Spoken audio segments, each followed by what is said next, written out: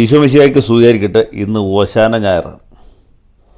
ഓശാന ഞായർ അഥവാ palm Sunday എന്ന് പറയുന്നത് ക്രൈസ്തവരെ സംബന്ധിച്ചിടത്തോളം വളരെ പ്രധാനപ്പെട്ട ഒരു ദിവസമാണ്. നോമ്പാചരണത്തിൻ്റെ 6ാമത്തെ ഞായറാഴ്ചയാണ്. ഇതിൻ്റെ ഐതിഹ്യം എന്താണെന്ന് വെച്ചാൽ, യേശു ക്രിസ്തു ഒരു കഴുതപ്പുറത്ത് കയറി യെരുശലേം ദേവാലയത്തിൽ എത്തിയ ദിവസമാണ് ഓശാന ഞായർ. അത് കഴിഞ്ഞ് തൊട്ടടുത്ത വ്യാഴാഴ്ചയാണ് അദ്ദേഹത്തിൻ്റെ ഒറ്റുകൊടുക്കപ്പെട്ട ദിവസം, പെസഹ വ്യാഴാഴ്ചയായിട്ട് ആചരിക്കും. അതിൻ്റെ അടുത്ത ദിവസം നമുക്കറിയാം ദുഃഖവെള്ളിയാഴ്ച അഥവാ ഗുഡ് ഫ്രൈഡേ ആണ്. ശനി കഴിഞ്ഞ് ഞായറാഴ്ച ഉയർപ്പ് തിരുനാളാണ്, ഈസ്റ്ററാണ്. അപ്പോൾ ഈസ്റ്ററിന് തൊട്ട് മുമ്പുള്ള ഞായറാഴ്ചയാണ് പാം സൺഡേ അഥവാ ഓശാന ഞായറായിട്ട് ആചരിക്കുന്നത്. ഈ ദിവസം വിവിധ ദേവാലയങ്ങളിൽ കുരുത്തോല ഈ പള്ളിയിൽ വെച്ചതിന് ശേഷം ആളുകൾക്ക് കൊടുക്കും, അത് വീട്ടിൽ കൊണ്ടുപോകും. അതുകൊണ്ടാണ് ഓശാന ഞായർ ഈ കുരുത്തോല പെരുന്നാളായിട്ട് ആചരിക്കുന്നത്. ഇതൊക്കെ എല്ലാവർക്കും അറിവുള്ള കാര്യമാണ്, ഞാൻ പ്രത്യേകം പറയേണ്ട ആവശ്യമില്ല. പക്ഷേ ഇത്തവണത്തെ ഒരു പ്രത്യേകത, നമ്മൾ വിശുദ്ധ വാരം പോലെ തന്നെ തെരഞ്ഞെടുപ്പ് വാരത്തിലും കൂടി കടന്നുപോയിക്കൊണ്ടിരിക്കുകയാണ്. അടുത്തതിൻ്റെ പിന്നത്തെ ആഴ്ച തെരഞ്ഞെടുപ്പാണ്. അപ്പോൾ അതിന് മുന്നോടിയായിട്ടുള്ള ഒരു ഈസ്റ്ററാണ് ഇത്തവണ എല്ലാവരും ആഘോഷിക്കുന്നത് അല്ലെങ്കിൽ ആചരിക്കുന്നത്. വിശുദ്ധ വാരം കഴിഞ്ഞാൽ പിന്നെ തെരഞ്ഞെടുപ്പ് വാരമാണ്. അപ്പോൾ തെരഞ്ഞെടുപ്പിനെ സംബന്ധിച്ചിടത്തോളം പറഞ്ഞാൽ ഇത്തവണത്തെ പ്രത്യേകത എന്ന് വെച്ചാൽ, നമ്മുടെ എല്ലാ പാർട്ടികളും, കത്തോലിക്കരും യാക്കോബക്കാരും ഓർത്തഡോക്സുകാരും മറ്റ് മതക്കാരും ഒക്കെ തെരഞ്ഞെടുപ്പ് ഗോതയിൽ വളരെയധികം വെള്ളം കുടിച്ചുകൊണ്ടിരിക്കുന്ന സമയമാണ്. കാരണം മീനമാസമാണ്, മഴയില്ല, ആകെ ബുദ്ധിമുട്ടാണ്. കുടിവെള്ളക്ഷാമം പല സ്ഥലത്തും അനുഭവപ്പെടാൻ തുടങ്ങിയിട്ടുണ്ട്. അങ്ങനെ ഈ കുടിവെള്ളക്ഷാമവും തെരഞ്ഞെടുപ്പും വിശുദ്ധ വാരം എല്ലാം കൂടി കൊഴിഞ്ഞു കിടക്കുന്ന ഈ സമയത്ത് ഏപ്രിൽ 3-ാം തീയതി ദുഃഖവെള്ളിയാഴ്ച കഴിഞ്ഞ് 6-ാം തീയതി ഈസ്റ്ററിന് മുമ്പ് ഏപ്രിൽ 4-ാം തീയതി ശനിയാഴ്ച കേരളത്തിലെ ഏറ്റവും അധികം കത്തോലിക്കരുള്ള മീനച്ചിൽ താലൂക്കിൽ ഇന്ത്യയുടെ പ്രധാനമന്ത്രി നരേന്ദ്ര ദാമോദർദാസ് മോഡി പ്രചരണത്തിനെത്തുകയാണ്. മീനച്ചിൽ താലൂക്കിൻ്റെ ഹൃദയം എന്ന് പറയുന്ന പാലാ ടൗണിൽ അദ്ദേഹം തെരഞ്ഞെടുപ്പ് യോഗത്തിൽ പ്രസംഗിക്കുന്നു. അപ്പോൾ പരിസരത്തുള്ള എല്ലാ മണ്ഡലങ്ങളിലെയും സ്ഥാനാർത്ഥികൾ അവിടെ ഉണ്ടാകും. പൂഞ്ഞാറിൽ PC ജോർജ് ഉണ്ടാവും, പാലായിൽ മത്സരിക്കുന്ന ഷോൺ ജോർജും ഉണ്ടാകും, പിന്നെ കടുത്തുരുത്തിയിലെയും വൈക്കത്തെയും ഏറ്റുമാനൂരൊക്കെ സ്ഥാനാർത്ഥികളും വേദിയിലുണ്ടാവും. ഇവർക്ക് എല്ലാവർക്കും വേണ്ടി മോഡിജി വോട്ട് ചോദിക്കും. അപ്പോൾ ഇതിൻ്റെ പ്രത്യേകത എന്ന് വെച്ചാൽ, പാലായിലാണ് അദ്ദേഹത്തിൻ്റെ ആഗമനം ഉണ്ടാകുന്നത്.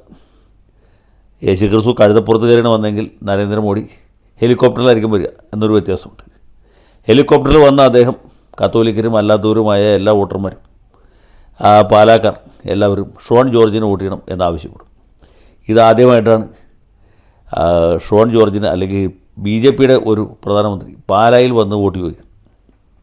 അപ്പോൾ ഇത് പാർട്ടിയുടെ ക്രിസ്ത്യൻ ഔട്ട്റീച്ചിൻ്റെ ഭാഗമായിട്ടാണ് എന്ന് നമുക്ക് ഊഹിക്കാൻ കഴിയും. പക്ഷേ പാലായിൽ ഷോൺ ജോർജ് ഇതുകൊണ്ടൊക്കെ ജയിക്കുമോ എന്നുള്ള വേറെ ചോദ്യമാണ്.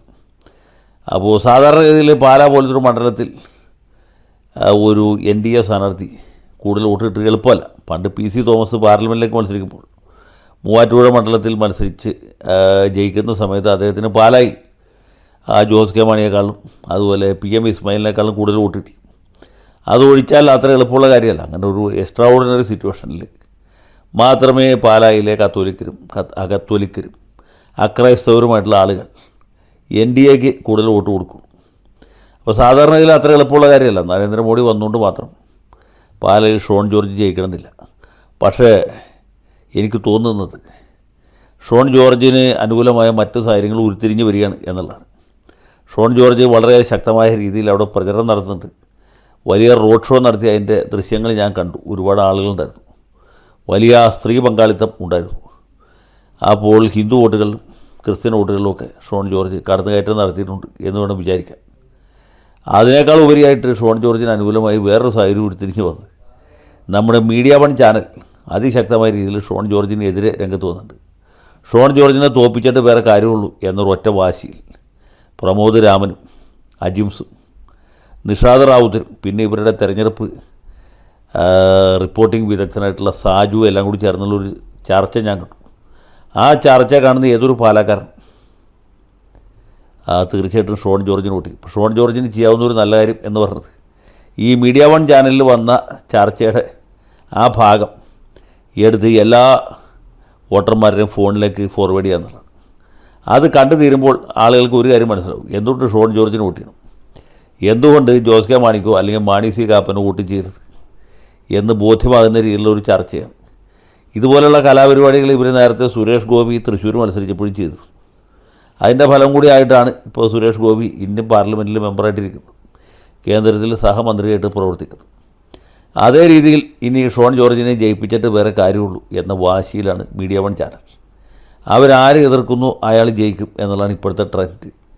ഇപ്പോൾ മഞ്ചേശ്വരത്ത് മതേതരത്വം നടപ്പാക്കി വിജയിച്ചതിൻ്റെ ഒരു ത്രില്ലിലും കൂടിയാണ് അവരിയ്ക്കുന്നത്. ഇനിയിപ്പോൾ പാലായിലും മതേതരത്വം വിജയിപ്പിക്കണം. അതുകൊണ്ട് പാലായിലെ സത്യവിശ്വാസികളെ ഒരുക്കിക്കൊള്ളുവിൻ. ഇനി ഷോൺ ജോർജ് നിങ്ങളുടെ MLA കാണണം എന്ന് മീഡിയ വൺ ചാനലിൽ നിർബന്ധമുണ്ടെങ്കിൽ ആര് വിചാരിച്ചാലും അത് തടയാൻ പറ്റുകയില്ല. നരേന്ദ്രമോദി അല്ല, മൗദൂദിയാണ് ഷോൺ ജോർജിനെ ഏറ്റവും അധികം സഹായിക്കാൻ പോകുന്നത് എന്നെനിക്ക് തോന്നുന്നു. ഏതായാലും ഇന്ന് പെസഹ ആചരിക്കുന്ന എല്ലാ ക്രൈസ്തവർക്കും എൻ്റെ ആശംസകൾ. ഇനി കർത്താവായ ഈശോ മിശിഹായുടെ രണ്ടാം വരവ് ഉണ്ടാകുന്നതിന് മുമ്പ് പാലായിൽ ഷോൺ ജോർജ് ഉയർക്കുമോ എന്ന കാര്യമാണ് നമുക്ക് നോക്കാനുള്ളത്. കാത്തിരുന്ന് കാണാം.